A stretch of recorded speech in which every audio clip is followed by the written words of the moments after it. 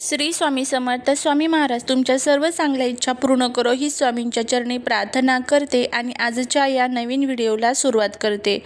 चैत्र शुद्ध प्रतिपदा म्हणजेच आपला गुढीपाडवा, हिंदू नववर्षाचा पहिला दिवस. 3.5 मुहूर्तापैकी एक असलेल्या या दिवसाचं महत्त्व काय आहे आणि या दिवशी आपण काय केलं पाहिजे, त्याचबरोबर या दिवशी आपण गुढी उभारत असतो तर गुढीला आपल्याला कोणत्या रंगाची साडी नेसवायची आहे, कोणत्या रंगाची नाही, या वेळेमध्ये साड्यांचे 5 शुभ रंग कोणते आहे याबद्दलची संपूर्ण माहिती, त्याचबरोबर या सणाचे महत्त्व आणि या दिवशी कोणते शुभयोग तयार झालेले आहे, गुढीपाडव्याला कोणते उपाय करावे, अशी संपूर्ण माहिती आज या व्हिडिओमध्ये मी तुमच्यासोबत शेअर करणार आहे.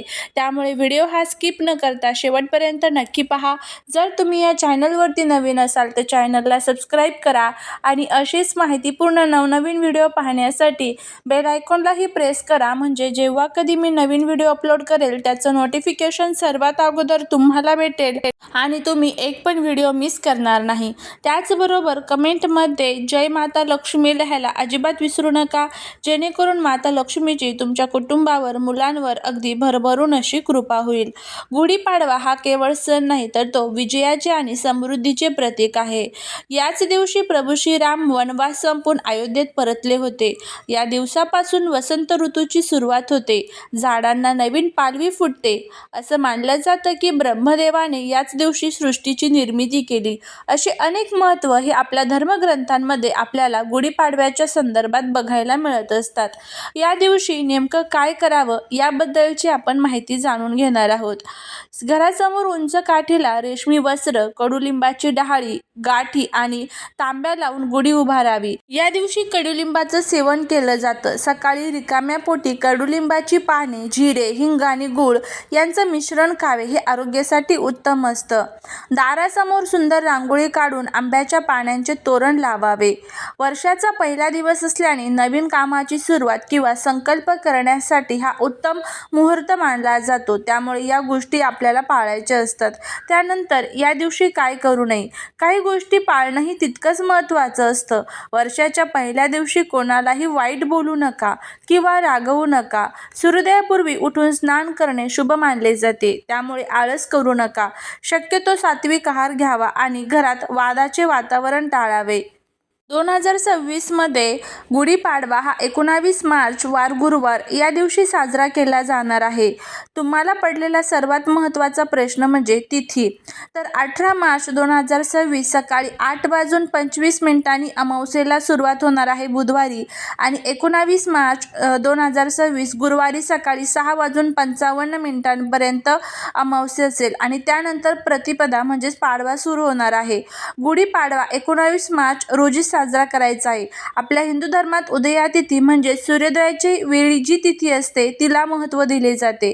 जरी 19 मार्चला पहाटे थोडा वेळ अमावस्या असली तरी त्याच दिवशी सूर्योदयानंतर लगेच प्रतिपदा सुरू होत असल्याने तोच दिवस नववर्षाचा मानला जातो. 19 मार्चला सकाळी 7 नंतर गुढी उभारणे सर्वात शुभ ठरेल, कारण त्यानंतर अमावस्या संपून शुद्ध प्रतिपदा सुरू होणार आहे.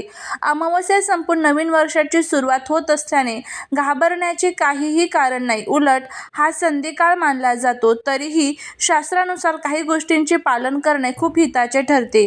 अमावस्येचा काळ हा सकाळी 7 पर्यंत असेल आणि तो टाळून त्यानंतर गुढी उभारावी. 19 मार्चला सकाळी 7 ते 10:30 ही वेळ गुढी उभारण्यासाठी अतिशय शुभ मुहूर्त असणार आहे. अमावस्येच्या प्रभावामुळे नकारात्मकता दूर करण्यासाठी सकाळी सूर्योदयापूर्वी सुगंधित उठणे आणि तेल लावून अभ्यंग स्नान आवर्जून करावे. यामुळे शरीरात नवीन ऊर्जा संचारते. अमावस्या हा पितरांचा दिवस असतो, त्यामुळे सकाळी लवकर उठून आपल्या पूर्वजांचे स्मरण करावे. शक्य असल्यास गरिबांना अन्नदान किंवा काही वस्तू दान कराव्यात. यामुळे पितृदोष दूर होऊन नवीन वर्षाची सुरुवात सुखकर होते. अमावस्येला नकारात्मकता बाहेर काढण्यासाठी घर स्वच्छ धुवून घ्यावेत. उंबरठ्याची पूजा करावी. कडुलिंबाच्या पानांचे तोरण लावावे, जे जंतुनाशक म्हणूनही काम करते. थोडक्यात काय करायचं आहे तर 19 मार्चला सकाळी 7 पर्यंत संयम ठेवा, पूजा करू नये. 7 नंतर प्रत्यक्ष गुढी उभारावी. पाडव्याची पूजा आणि गोडधोड नैवेद्य दाखवण्यास सुरुवात करावी. या दिवशी नकारात्मक बोलणे किंवा वाद घालणे टाळावे, कारण अमावस्येचा संधिकाळ असल्याने मन शांत ठेवणे गरजेचे असते. गुढी उभारणे ही केवळ परंपरा नसून ते विजयाचे आणि समृद्धीचे प्रतीक असते. शास्त्राप्रमाणे आणि परंपरेनुसार गुढी कशी उभारावी? एक मध्यम उंचाची बांबूची सरळ काठी घ्यावी. नवीन रेशमी कापड, शक्यतो तांबड्या, पिवळ्या किंवा भगव्या रंगाचे, ज्याला जरीची किनार असेल असे कापड घ्यावे. चांदीचा, तांब्या किंवा पितळेचा लोटा किंवा कलश घ्यावा. कडुलिंबाची डहाळी, आंब्याची पाने, फुलांचा हार आणि साखरेची गाठी घ्यावी. हळदी, कुंकू, अक्षता, गंध, अगरबत्ती आणि गूळ खोबऱ्याचा नैवेद्य घ्यावा. सर्वात आधी बांबूची काठी स्वच्छ धुवून घ्या. तिला खालच्या बाजूला हळदी कुंकू लावा. काठीच्या वरच्या टोकाला रेशमी वस्त्र व्यवस्थित बांधा. वस्त्राच्या वरच्या बाजूला कडुलिंबाची डहाळी, आंब्याची पाने, साखरेची गाठी, हार घट्ट बांधावा. त्यानंतर फुलांचा हार अर्पण करावा. शेवटी काठीच्या टोकावर तांब्या पालथा घालावा. तांब्यावर कुंकवाच्या 5 उभ्या रेषा काढाव्यात. घराच्या प्रवेशद्वारापाशी, गॅलरीत किंवा खिडकीत जिथून गुढी बाहेरून स्पष्ट दिसेल अशी जागा निवडा. ती जागा स्वच्छ करून तिथे रांगोळी काढा. गुढी नेहमी उजव्या बाजूला, घरातून बाहेर पाहताना डाव्या बाजूला आणि बाहेरून घरात येताना उजव्या बाजूला अशी उभारावी. ती किंचित झुकलेली नसावी, एकदम ताठ उभी असावी. गुढी थेट जमिनीवर न ठेवता एका पाटावर किंवा उंच आधारावरती उभी करावी. गुढी उभारल्यानंतर तिला गंध, अक्षता आणि फुले वाहावीत. कडुलिंबाची पाने, चणा डाळ, गूळ, खोबरे याचा प्रसाद दाखवावा. पाडव्याच्या दिवशी श्रीखंड पुरीचा बेत आवर्जून केला जातो आणि प्रार्थना करावी. हे ब्रह्मदेवा, हे विष्णू भगवंता, हे नवीन वर्ष आमच्यासाठी आरोग्यदायी, सुख समृद्धीचे आणि भरभराटीचे जाऊ दे अशी प्रार्थना करावी. गुढी सूर्योदयाच्या वेळी संध्याकाळी उतरावी. संध्याकाळी पुन्हा गुढीला हळदी कुंकू आणि अक्षता वाहून नमस्कार करावा. गुढीवर साखर, गाठी आणि प्रसाद अर्पण करावा.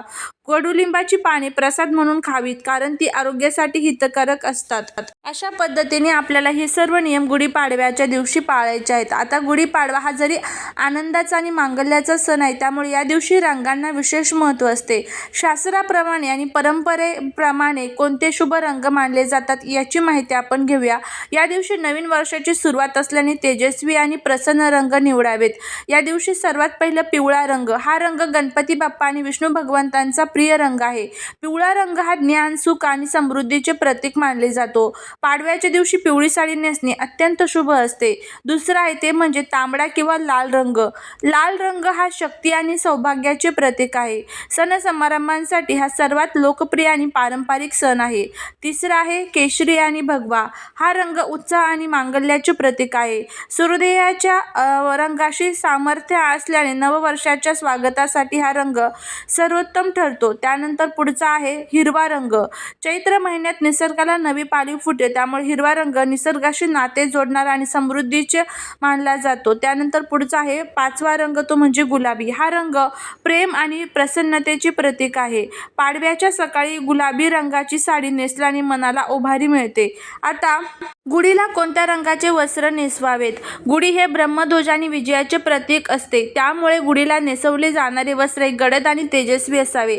त्यामध्ये गुढीला तांबडा, लाल, पिवळ्या, भगवा, केशरी रंगाचे वस्त्र तुम्ही नेसू शकता. खण किंवा लहान साडी नेसवावी.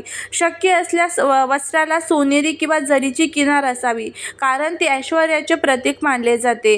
काही विशिष्ट रंग या मंगल प्रसंगी अशुभ किंवा नकारात्मक मानले जातात. ते स्वतः नेसणे आणि गुढीला लावणे टाळावे. त्यामध्ये सर्वात पहिला आहे ते म्हणजे काळा रंग.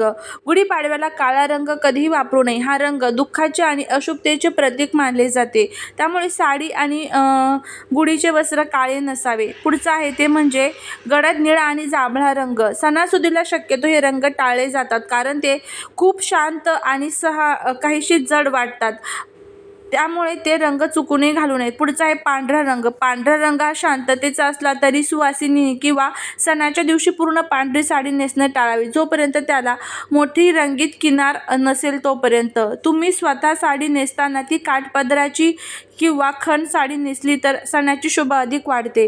गुढीला साडी नेसवताना ती नीट सावरून बांधा, जेणेकरून ती वाऱ्याने सुटणार नाही. अशा पद्धतीने हे सर्व नियम आपल्याला पाळायचे आहे. व्हिडिओ जर आवडला असेल तर लाईक, शेअर, सबस्क्राईब करा. भेटूया पुढच्या एका छानशा नवीन व्हिडिओत एका नवीन माहितीसोबत. श्री स्वामी समर्थ.